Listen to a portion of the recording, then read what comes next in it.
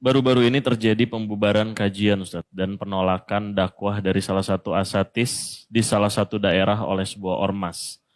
Bagaimana kita sebagai penuntut ilmu menyikapinya Ustadz? Karena kami melihatnya adanya fitnah-fitnah yang dilontarkan terhadap dakwah sunnah Ustadz. Ya Allahul Musta'an. Allah tempat kita memohon perlindungan ya. Memang dalam dakwah itu ada suka dukanya. Ada suka duka. Akan ada yang menerima tadi saya bilang, ada yang menolak. Itu biasa. Kita mendoakan bagi teman-teman kita yang belum bisa menerima, maka agar Allah SWT berikan hidayah. Tapi ini bukan berarti harus menghentikan dakwah, gitu kan? Mungkin karena mereka belum mengetahui, gitu kan? Alhamdulillah, selama ini semua teman-teman dakwah sunnah, dakwah salaf ini, kalaupun ceramah jelas, pakai mikrofon, pengeras suara di media, tidak ada yang disembunyikan. Ya.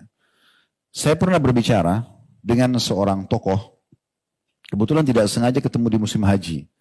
Beliau di sebelah saya. Kemudian salah satu tokoh yang dikenal gitu ya. Kemudian beliau mengatakan setelah salaman nama saya, habis sholat subuh lalu dia bilang, kenapa Ustadz Khalid teman-teman salafi atau teman-teman sunnah ini suka sekali menyalah-nyalahkan ibadah kami. Dan seterusnya dia sebutkanlah beberapa syubhat-syubhat yang disampaikan, tapi intinya merasa terganggu dengan dakwah ini. Setelah selesai belum menyampaikan semua, terus saya mengatakan, antum sudah selesai? Dia bilang iya. Terus saya bilang, antum izinkan saya untuk menjawab ini? Dia bilang, ya silahkan. Saya bilang yang pertama, bisa antum cari siapapun di antara ustadz yang dikatakan salafi atau sunnah, ya, yang biasa mengatakan atau dikatakan dakwah salaf itu, yang coba membawa masa memberhentikan amalia antum. Coba datangkan satu contoh saja. Kami juga punya masa di pengajian, datang ribuan orang dengar. Tapi belum pernah kami datangkan masa untuk memberhentikan amalia yang antum lakukan di masjid antum, di pesantren antum, di rumah antum, tidak pernah. Yang terjadi adalah di majelis kami, kalau ditanya, apa hukumnya maulid, apa hukumnya tahlilan, apa hukumnya begini dan begitu, kami jelaskan sesuai apa yang kami ketahui. Karena ditanya. Tidak ada tablik akbar khusus bahas masalah ini, tetapi hanya ditanya, kami jelaskan sesuai yang kami fahami.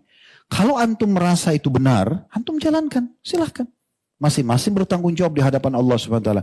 Tapi jangan antum paksa kami untuk melakukan. Karena masing-masing berhujjah. Jadi tidak ada maksud dan tujuan kami untuk menyerang antum. Jangan difahami untuk menyerang.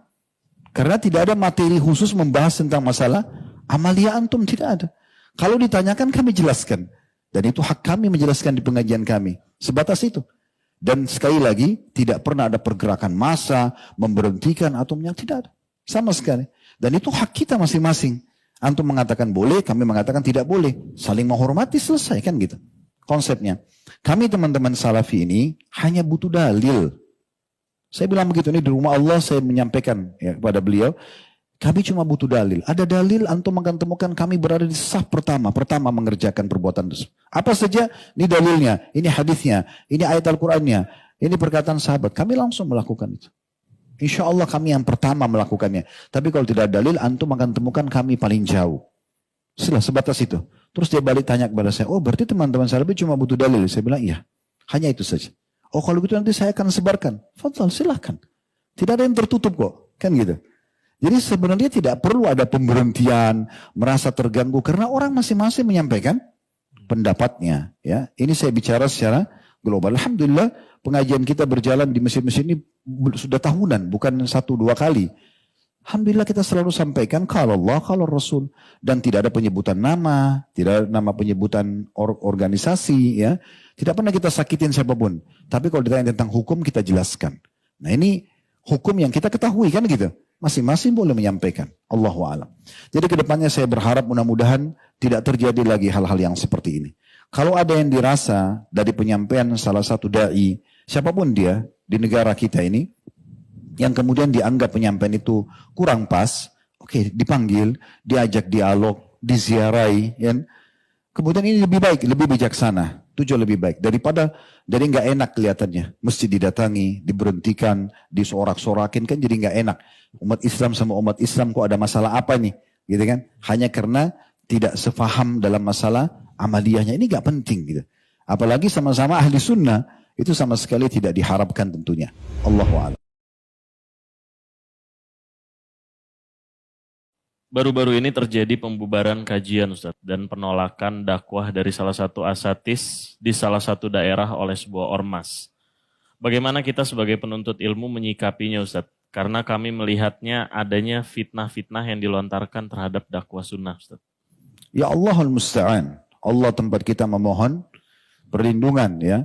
Memang dalam dakwah itu ada suka dukanya. Ada suka duka. Akan ada yang menerima tadi saya bilang, ada yang menolak. Itu biasa. Kita mendoakan bagi teman-teman kita yang belum bisa menerima, maka agar Allah SWT berikan hidayah.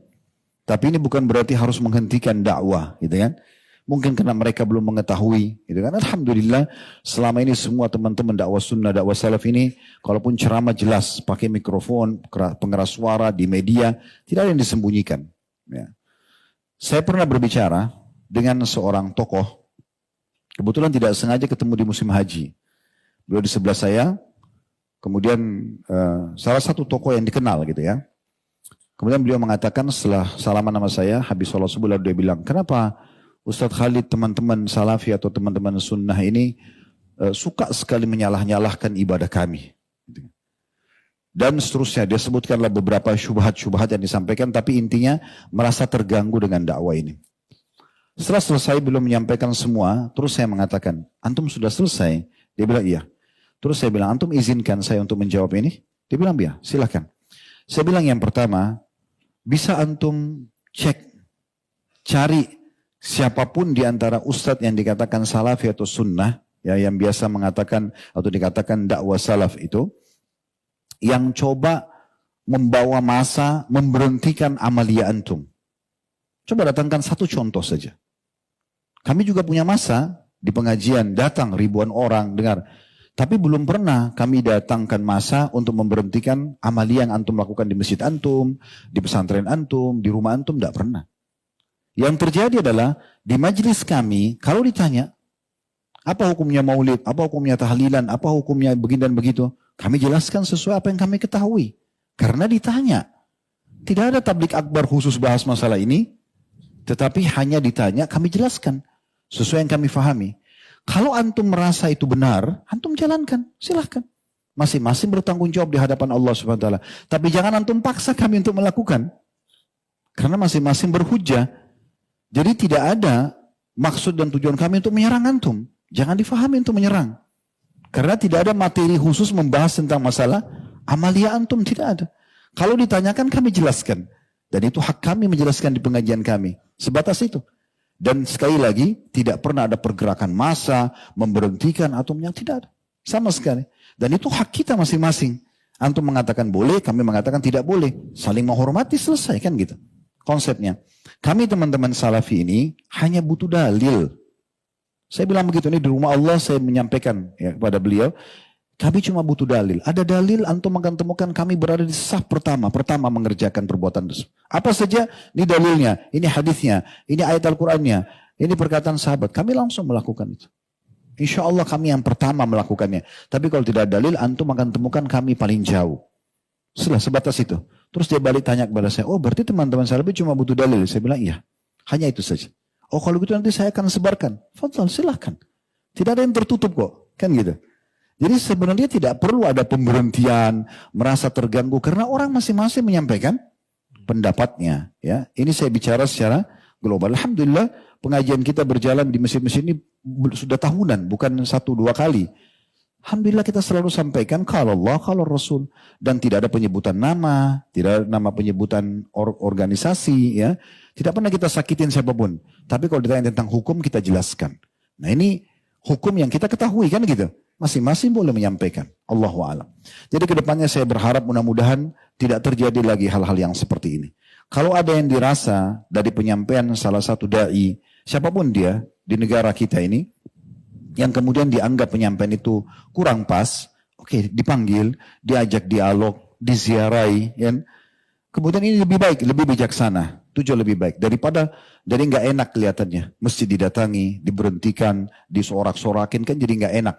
Umat Islam sama umat Islam kok ada masalah apa nih, gitu kan? Hanya karena tidak sefaham dalam masalah amaliyahnya, ini nggak penting gitu. Apalagi sama-sama ahli sunnah itu sama sekali tidak diharapkan tentunya. Allahu a'lam.